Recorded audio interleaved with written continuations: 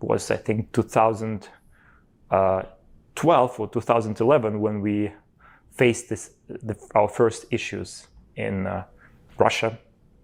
Because you see, I was still a big believer in these values of free market, freedoms, freedom of speech, freedom of assembly.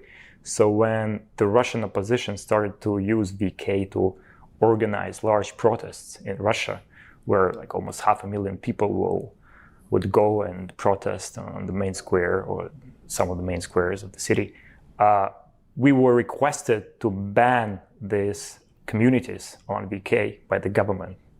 And I refused.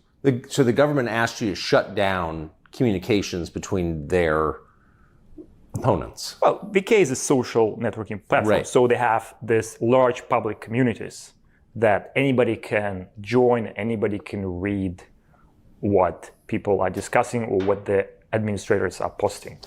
They can comment, they can share. So it was a tool for these protesters to organize themselves. Back then, it wasn't about us, siding with one side, with one part of the political fight or the other.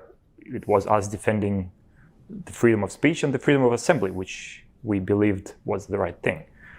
But that didn't go too well with the government, and they were not too happy about that, I would say.